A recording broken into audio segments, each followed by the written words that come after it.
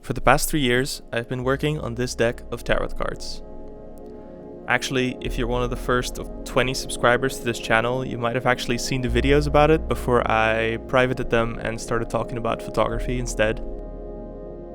I started this project because I wanted to push myself to produce the best work I could manage, and to this day, I am quite happy with the work I've produced so far. However, as it currently stands, I have made about 45 out of the 78 cards required to complete the full deck. The major arcana, the suit of swords, and most of the pentacles are finished. But the fact that it's not completely finished is taking up mental space in my head on a daily basis, and it's holding me back from being able to focus on other projects I want to work on.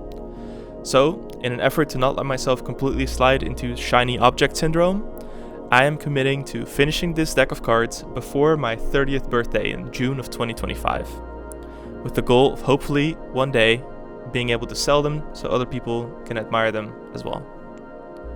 The rest of this video will be a segment of a live stream I did over on my Twitch channel. You should go follow me. I'm streaming every Wednesday at 4 PM European time. I'm going to take you through the entire process of designing a card, from ideation to sketching to the designing and finally making some mockups.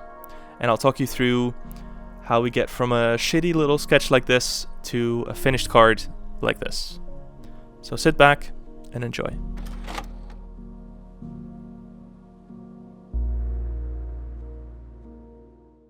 So I'm going to take you guys through the process of how I make one of these tarot cards, right? So usually I start out by going on the internet and copying other people.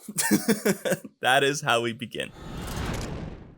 This is what we call the inspiration stage, right? So we look at images of what other people have made. This looks chaotic. So we have 10 pentacles, obviously, and we have a family of people and a little dog. I'm not sure I like this general design.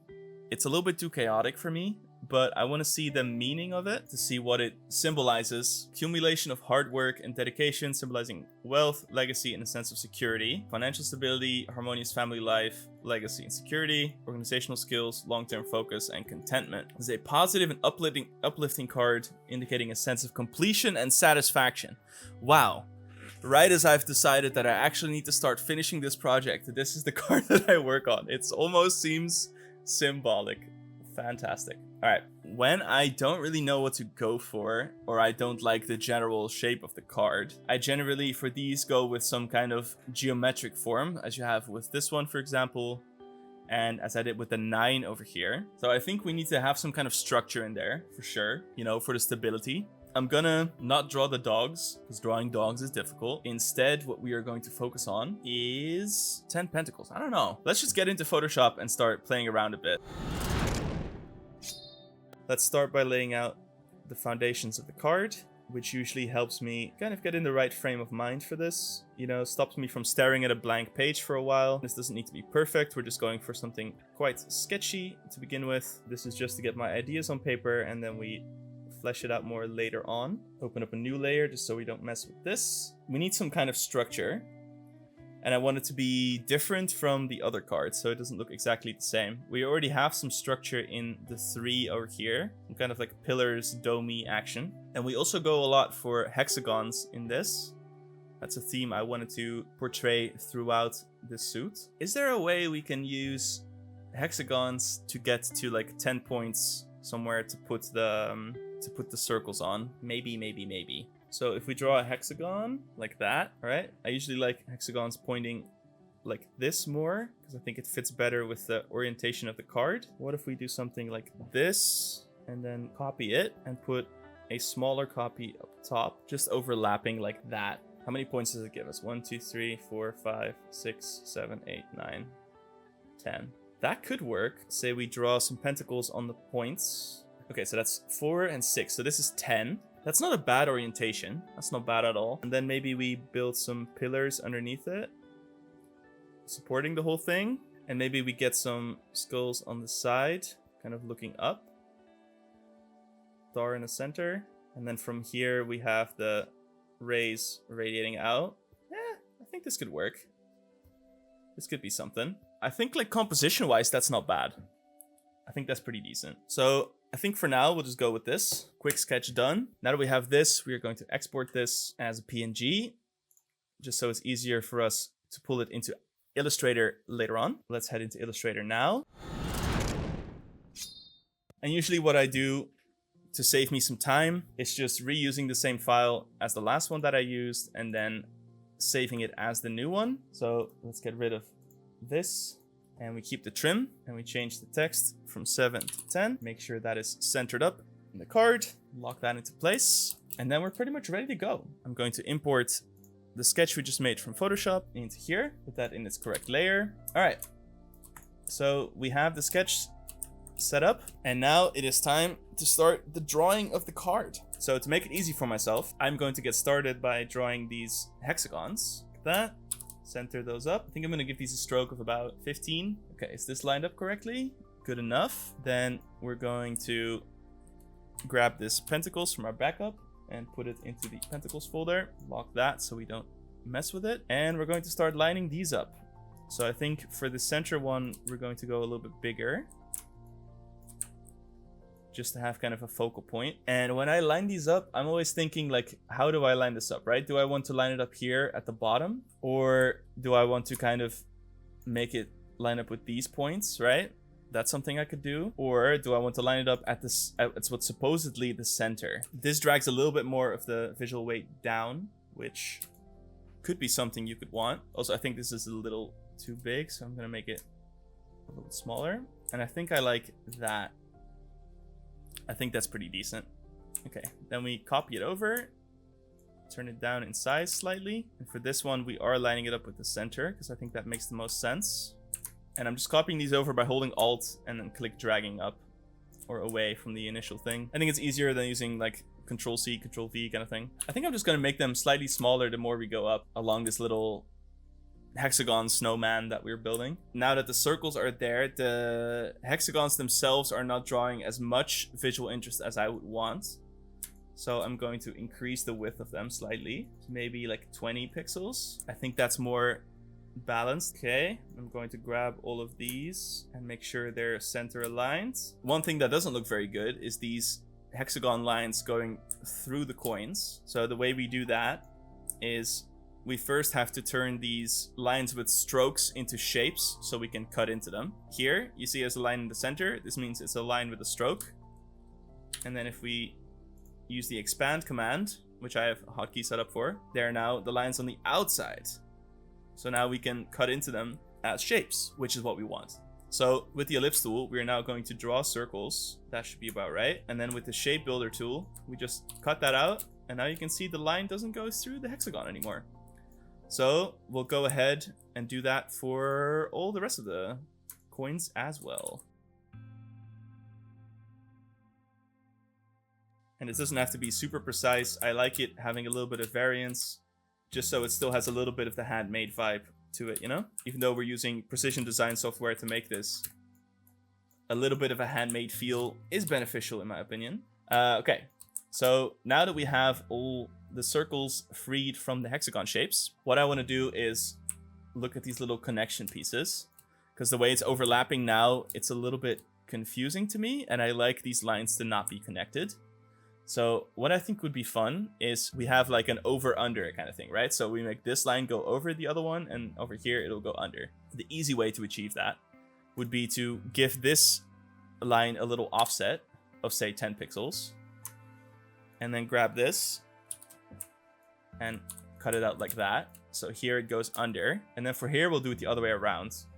So here we'll give this one an offset of 10 and then cut it out from there. That gives us an interesting little folding effect, which I think looks pretty neat. Now, one more thing I want to do is put this little star in the center. I already have these stars from other designs that I drew, so I like to just copy and paste them over, make it a little bit bigger, just so we have a little centerpiece. How you would do this, there's many different ways to draw a star like this.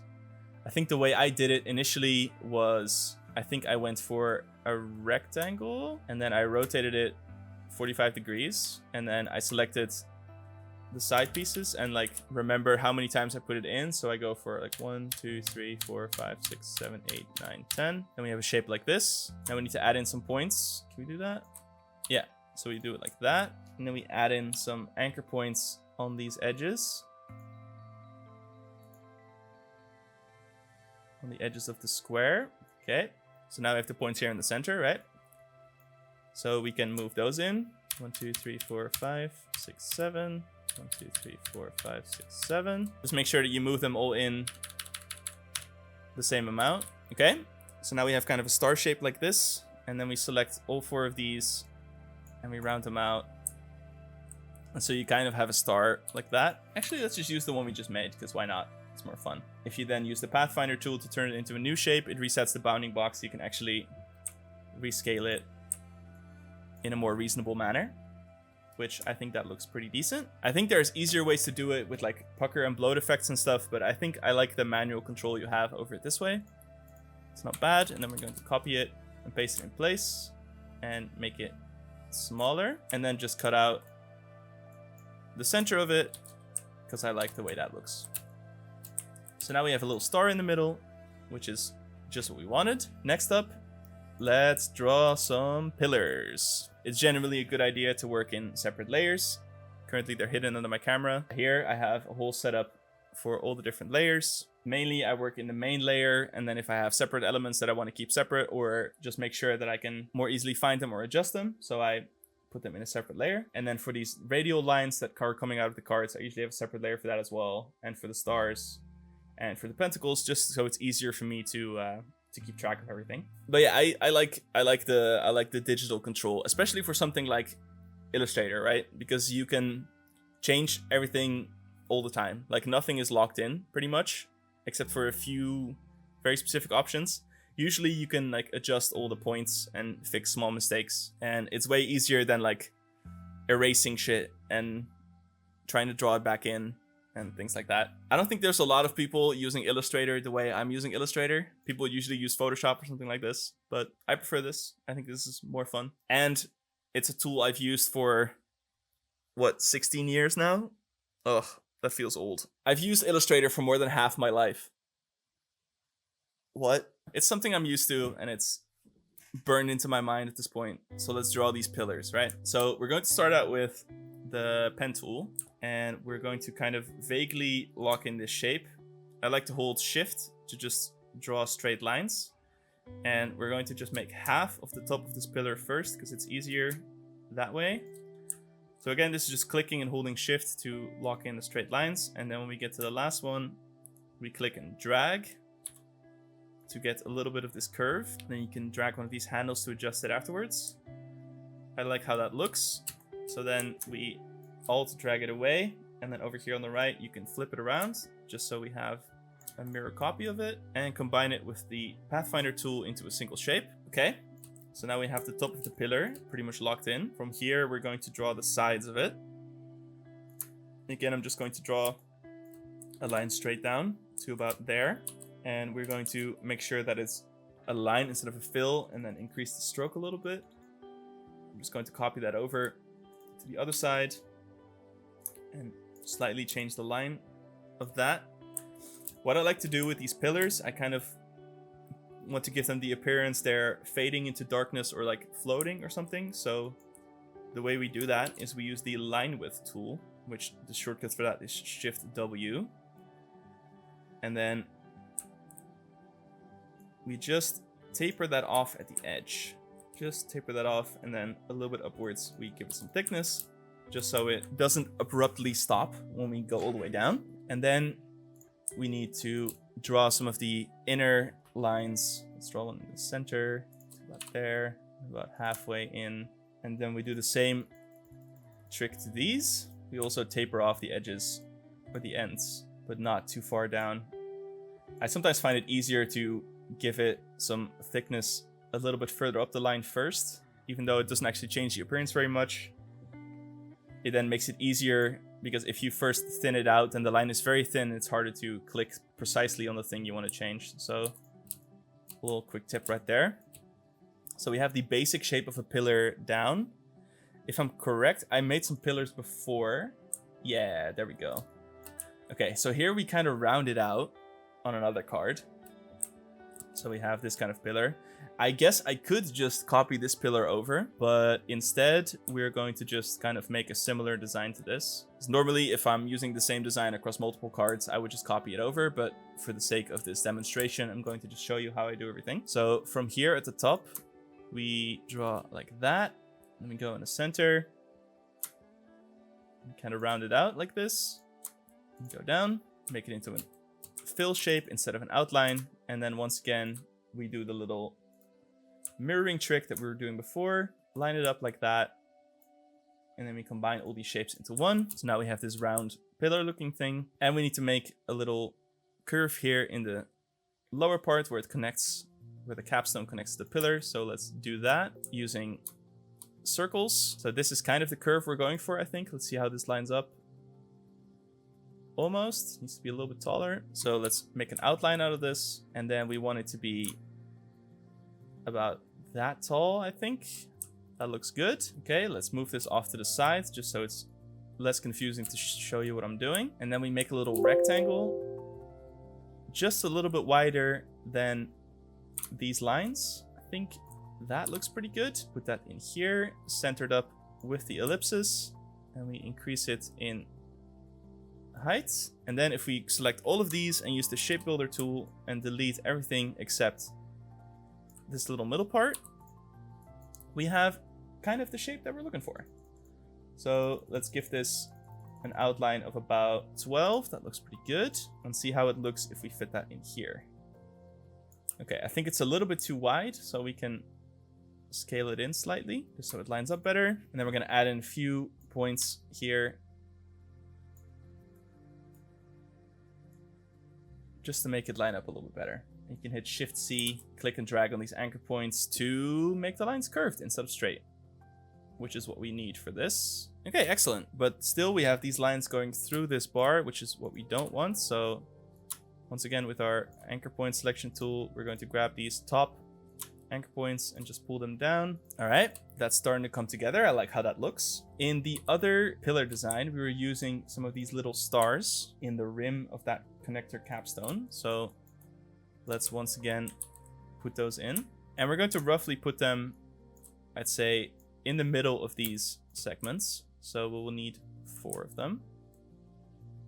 And again, I'm just all dragging these stars out to copy them. Okay, I like how that looks. Now, one trick I like to use when giving some flat shapes a bit of dimension is some very, very basic shading. And there's no real rhyme or reason to how I'm doing any of this in the cards, so I'm just kind of going on feeling, to be honest. I wish I could tell you there's like a system or how I try to look at it, but I'm mostly, for the shading, I'm mostly just going on feeling and what I think looks good. So I want this to have some kind of curve, and I want it to have like a curve like this and a curve like this. So it's kind of like a flanged out cylinder, right?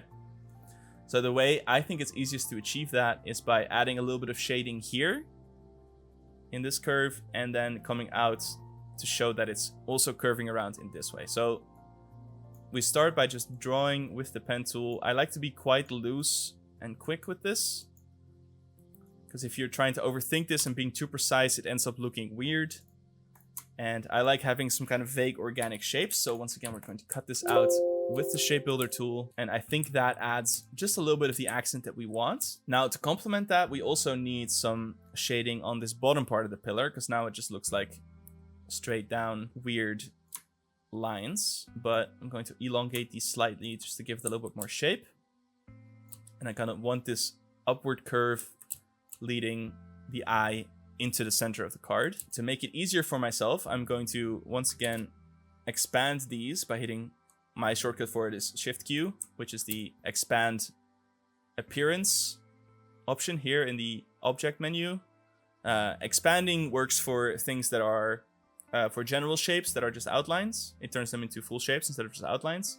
But if you add some effects to it, like we did for the tapering of the line, you will need to use expand appearance, because regular expand doesn't work. So I have it set up as Q and Shift Q, and I usually just hit both just to make sure that what I'm trying to expand is actually expanded. So now we're going to add a similar style of shading to the bottom part of the pillar. And the reason I wanted to expand them instead of just having them be outlines is it stops me having the editability of the tapering, but it looks good the way it is for me. So if I make them into outlines, it allows me to snap my pen tool to the edge of the shapes, which makes this part of the drawing process a lot easier. So I like to just click and drag and just, again, kind of go off feeling and just make the shapes kind of flowing and organic, not too rigid, which is something that can quite often happen with vector designs. Because it's so precise, it has a certain rigidity to it, and I like to introduce some flowy organicness to it, right? Okay, so you want me to explain the difference, or like what vector designs actually are? Maybe that's a good idea. So a program like Photoshop or something like Microsoft Paint, right? Maybe that's a better reference.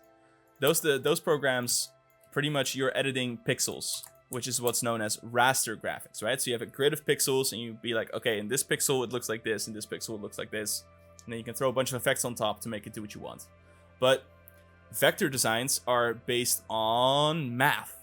So instead of saying this pixel is this way or this pixel is this way, it is based off of like a grid of coordinates, right? So it has these points, which are called, okay, let me just draw you one, right?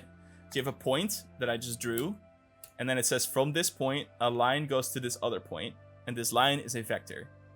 But you can also say this point needs to kind of curve, so you can add an influence and a direction to all these coordinates. The benefit of this is that it's infinitely editable, so I can always go back, click on any of the points, click on any of the lines, and edit them after the fact, and it's not locked in, as the pixels would be. And also, you can scale stuff up, so if I were to make this the size of a billboard, it wouldn't go down in quality. Like if you're scaling up a tiny JPEG or something, you can see that the edges get super pixelated and gross. But if you scale this up, because it's all based on math, the quality is exactly the same and it's crisp. So it can be super zoomed in. You can see as far as I zoom in, this line doesn't get pixelated. It stays crisp and sharp. So for designs that you want to be crisp and sharp and nice, and especially because I'm sending this off to a printer and it needs to be a PDF, I like to do it in vectors so I know all my lines are just beautiful. And also I just like this workflow of designing because, as I said, I've used this program for half my fucking life. So it comes kind of naturally and easy to me. Sounds useful. Still black magic. Oh yeah, 100% black magic. Like, if this is the level at which I can explain it. If you ask me to go one level deeper and be like, how does vector math actually work? I have no clue, right? I just know how to use it. I don't know how to build it. But for my purposes, good enough. So let's continue by drawing in the rest of the shading. To add in a little bit of a curve effect, I want the shading to be slightly thicker and darker as more, like the more I go around the curve. So as you can see here, it's just a little bit less. Here it's a little bit more. So we're going to be slightly increasing that with every one of these segments that we draw. Just going a little bit further and a little bit thicker on each of these shading passes. And again, we're mostly going by feeling, right? If it looks right, then it looks right. There's no like hard or fast rules or anything. Go a little bit extreme on this last one, just to really drive the point home. And now we have something that looks vaguely 3D, even though we drew it in like a flat plane, which I think is pretty cool. Another thing I like to do is zoom in and out all the time, because if you're just hyper focusing on small details, maybe you lose sight of the full picture. So it's useful to just zoom out way far, see if your design is still balanced, if it makes sense. Again, this is a hard concept to kind of grasp, but it's something that comes with time and with practice. Okay, so small thing that probably nobody will ever notice, but I care about. With how organic and flowing all the rest of these shapes are, these corners are too sharp to me. So what I like to do is just come in and just ever so slightly soften up these corners, right? At the scale this is going to be printed at, and probably you won't even see it. Most people won't even know that it's there. But to me, if I look at a design of mine that has it and that doesn't have this level of care and detail added to it, I can notice the difference, and it feels more polished, and it doesn't, it's like when you're making something out of wood or whatever and you're sanding off the sharp corners, right? Just so when your fingers run over it, it feels a little bit more smooth and a little bit more polished. That is essentially what I'm doing with these little small additions. I think that's the best way I can explain it. It's just ever so slightly rounding off those sharp edges. All right, I like the way that looks. That's good. So now we're going to make this into a group and then just copy it over and mirror it around. And that's the pillars done. Very nice, very nice.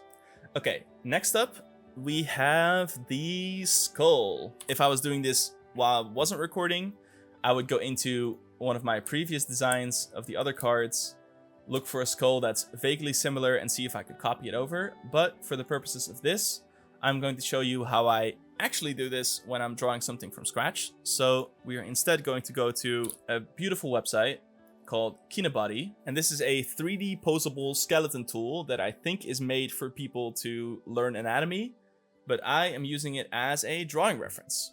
We want these skeleton heads to be kind of like sideways facing and like tilted up. We grab this tool and we turn your boy sideways, and then we're just going to use the insane modern technology of the Windows snipping tool and just copy that into Illustrator. Boom. Skull, right? I'm going to quickly draw a little mask around it because we don't need the neck bones, right? We just need the skull. Okay. And now we're going to draw a little outline. We just kind of trace around the edge. It doesn't need to be perfect. Again, I prefer having some more flowing shapes. Like that. And we'll clean this up after. Doesn't need to be perfect. It just needs to be a little skull. I don't like how pointy this is, so we're just going to round that corner off slightly. Same with this one and this as well. Again, like we were saying earlier, just to smooth it out, like sanding the corners on some woodworking, right? And then let's draw the bottom jaw as well. Just like that. Normally I would put this into Photoshop and sketch like the lines out first, but for now, I guess we'll just do it all in Illustrator because why not? All right, very cool. That is the outline of the skull. Then we draw in the eye.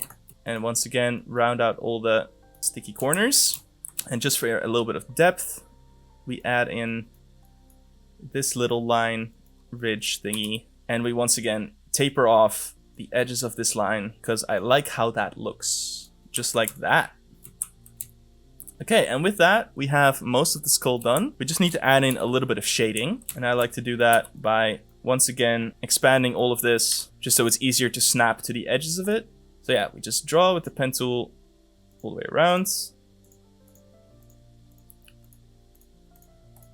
Just giving the edge a little bit of shading.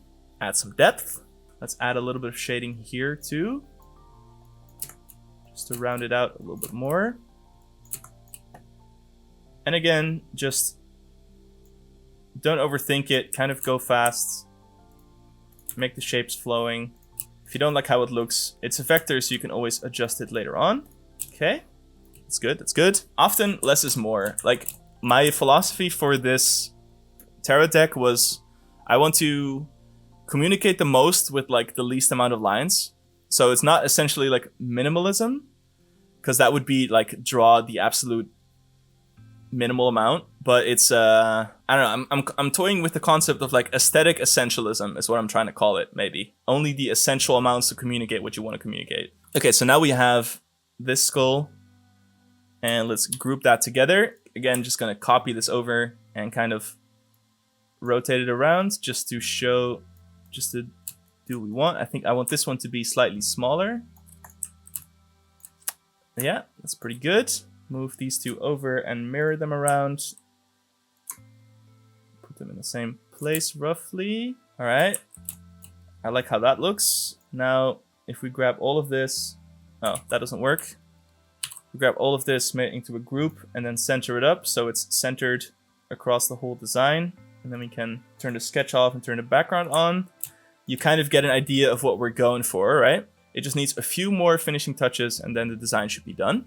Let's put together what I call the radials, which is these lines coming out like you can see in these cards, right? The way I do that, we're just going to draw probably 3 lines and then use a function in Illustrator to make a radial pattern out of them, and then cut out all the parts we don't want to show. So let's start by a line like that, for example, and then we'll put one underneath it that's a little bit shorter. And once again, we are going to taper these lines off just for a little bit of visual interest, because just straight lines are boring. Just like that.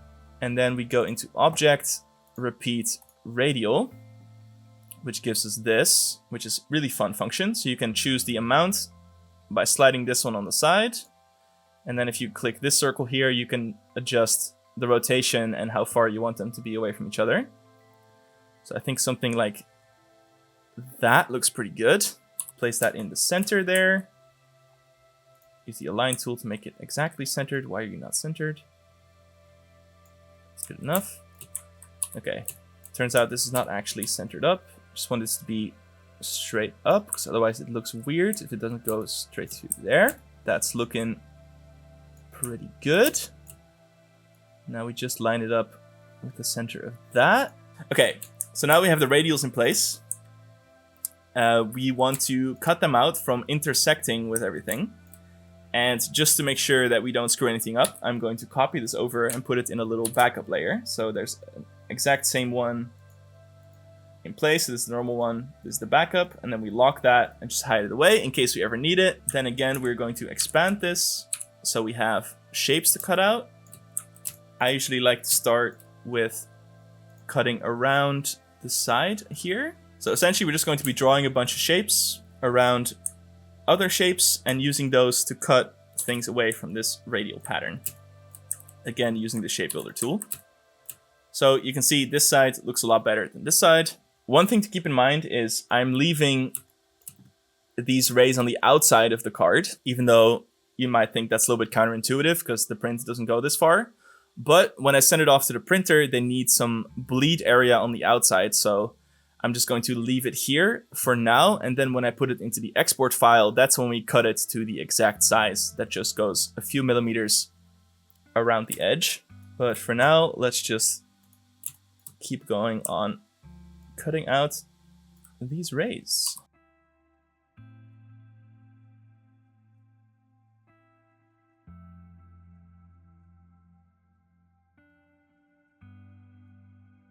I like this part of the design. Just getting to carve away. It's kind of like sculpting in a way. I always kind of mentally equate it to like sculpting in clay or stone or something. You're just carving away at it. You're carving away little pieces, and in the end, it comes together.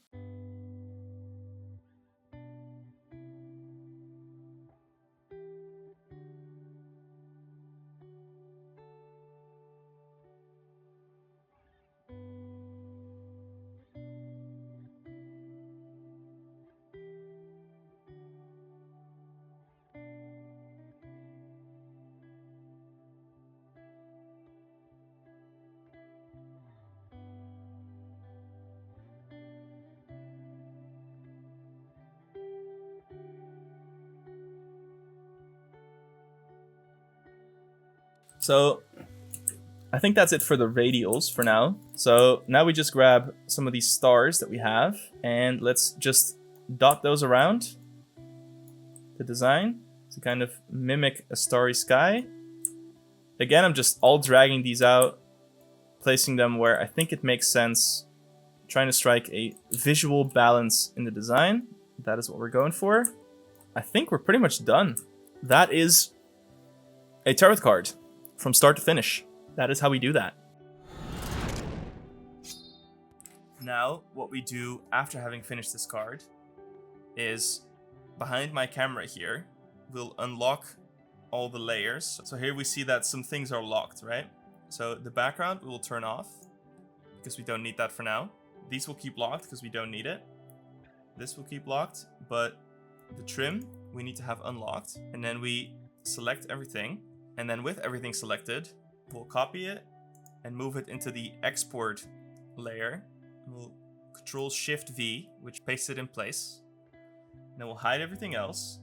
So we just have everything we designed in the export layer. Then we expand just to make sure that everything is outline shapes and nothing is editable text. For example, this pentacles thing used to be just a text layer with some warp effects on it.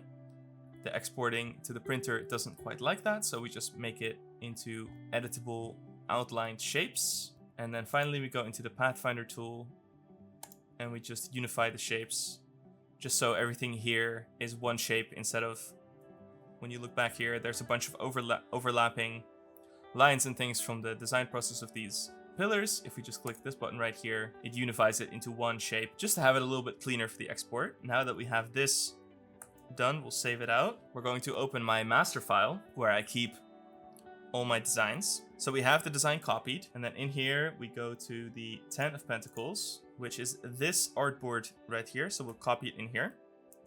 Now you can see this is entirely too large, so we'll just scale it down. But again, the wonders of vector art means that no quality is lost and everything is still fine. And now we get to the fun process of trying to line this up, so that the way I have these guides set up is I want this blue line at the bottom.